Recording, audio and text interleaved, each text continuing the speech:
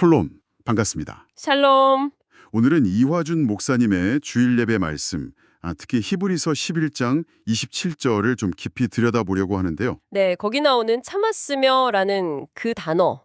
이게 참 의미가 깊죠? 맞아요. 사랑누리교회의 유튜브 설교 영상이랑 또 관련 노트들을 보면서 이 시대가 워낙 빨리빨리 문화잖아요. 그렇죠. 뭐든 빨리빨리. 이런 문화 속에서 그냥 견디는 게 아니라 보이지 않는 하나님께 이렇게 깊이 뿌리 내리는 참음, 그게 뭘까?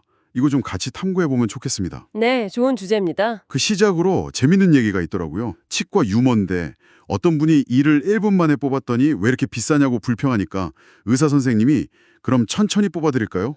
일단은 하하, 네. 그게 딱 우리 모습 같기도 하고요.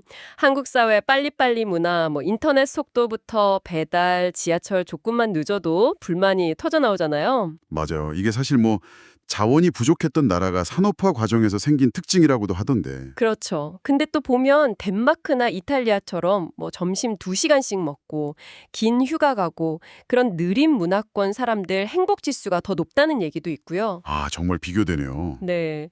근데 이런 빨리빨리 문화가 우리 신앙에도 좀 영향을 미치는 것 같아요.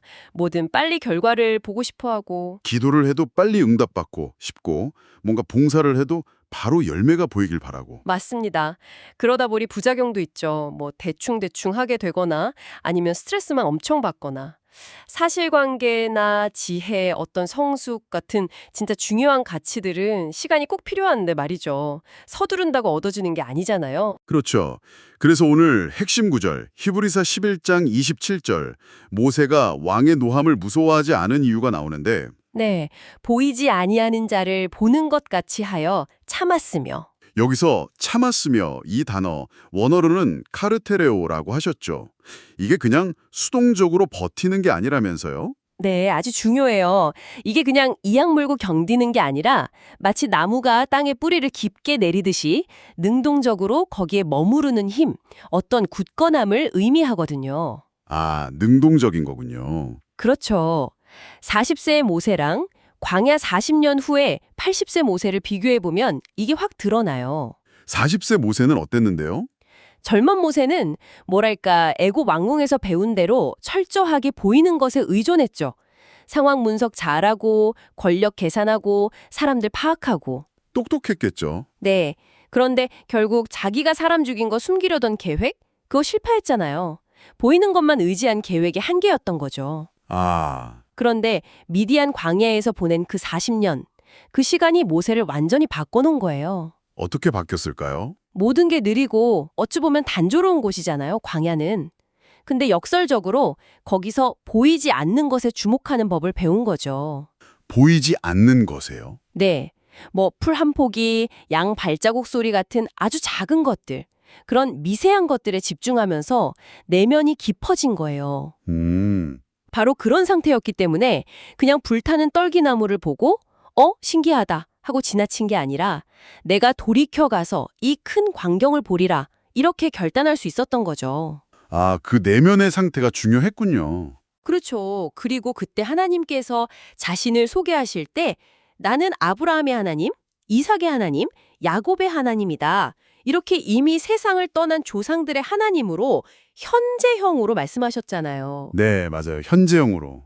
이게 그냥 하신 말씀이 아니라 시간과 죽음까지도 초월하시는 하나님의 그 영원하신 주권, 그걸 보여주는 결정적인 계시였던 거예요. 시간과 죽음을 초월하시는 분. 네. 그런데 참 신기한 게 그렇게 대단한 기적을 체험한다고 해서 두려움이 그냥 싹 사라지는 건 아닌가 봐요. 엘리야 같은 경우도 그렇잖아요. 갈멜산에서 그 엄청난 승리를 맛보고도 이세벨이 죽이겠다고 하니까 바로 도망갔잖아요. 네, 그거 정말 중요한 포인트입니다. 능력 체험 자체가 우리를 담대하게 만드는 게 아니라는 거죠. 그럼 뭐가 중요한 건가요? 관점의 변화가 더 중요하다는 거예요. 엘리야가 진짜 담대함을 회복한 건 호렙산 동굴에서 하나님의 세미한 음성을 듣고 나서잖아요. 그때 뭘 깨달았냐면 자기를 죽이려는 아합 왕이나 이세벨뿐만 아니라 심지어 적대국인 아람의 왕 하사엘까지도 하나님께서 세우신다는 사실. 역사의 주관자이신 하나님. 그렇죠. 모든 역사를 주관하시는 하나님의 그 절대 주권을 깨달았을 때 비로소 두려움에서 벗어나 다시 사명을 감당할 수 있었던 거죠. 모세가 바로 왕 앞에서 담대했던 것도 마찬가지예요. 지팡이가 뱀 되는 기적 때문만은 아니라는 거죠. 아, 기적 너머의 하나님을 봤군요. 맞아요. 그 기적 너머에서 모든 것을 다스리시는 보이지 않는 하나님, 그분의 주권을 보았기 때문에, 거기에 뿌리를 내렸기 때문에 흔들리지 않고 참을 수 있었던 거예요. 카르테레오 할 수 있었던 거죠. 그렇군요. 모세는 하나님의 주권을 그렇게 희미하게 남아 보고 견뎠는데 우리는 예수님 덕분에 그 하나님을 훨씬 더 분명하게 볼 수 있게 된 거네요. 정확합니다.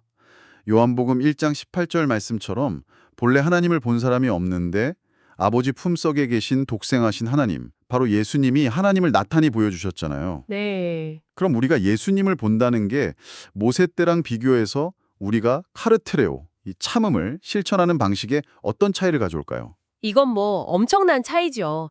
우리는 예수님의 십자가를 통해서 그냥 막연한 사람이 아니라 우리 한 사람 한 사람을 향한 하나님의 그 끝없는 사랑과 오래 참으심을 구체적으로 보잖아요. 그렇죠. 십자가 사랑. 그리고 부활을 통해서는 우리가 얼마나 존귀한 존재인지, 우리의 최종 승리가 무엇인지 확인하고요. 또 승천을 통해서는 우리에게 예비던 그 영원한 미래를 소망하게 되죠. 거기다 지금 우리 안에 성령님이 함께 계시면서 실제로 우리를 도우시잖아요. 아, 정말 모세 시대와는 비교할 수 없네요. 그렇죠. 새삼은 여전히 우리를 뭘로 평가하나요? 뭐 학벌, 외모, 가진 것, 다 보이는 것들이죠. 하지만 하나님은 그리스도 안에서 이미 이루신 그 보이지 않는 일들을 통해서 우리를 보세요.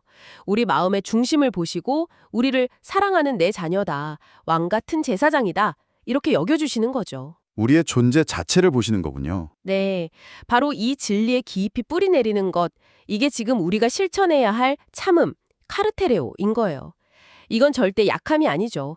보이지 않는 영원한 실제에 근거한 가장 강력하고 능동적인 믿음의 행위입니다. 아, 능동적인 믿음의 행위. 그리고 이걸 혼자 하긴 어려우니까 우리가 함께 예배하는 이 공동체가 서로 이 진리에 깊이 뿌리 내리도록 돕는 정말 소중한 역할을 하는 거고요. 맞아요. 함께 뿌리 내리는 시간 정말 중요하죠. 네, 오늘 말씀들을 정리해보면 참음, 카르테레오는 약함이 아니라 강함이고 그냥 시간 낭비가 아니라 정말 가장 지혜로운 투자다. 이걸 꼭 기억해야겠습니다. 네, 맞습니다. 혹시 지금 듣고 계신 분들 중에 좀 어려운 시간을 통과하고 계시다면 그 순간에도 하나님께서 분명히 함께 하시면서 보이지 않는 뿌리를 내릴 힘을 주고 계심을 꼭 믿으시길 바랍니다. 아멘. 언젠가 뒤돌아보면서 그때도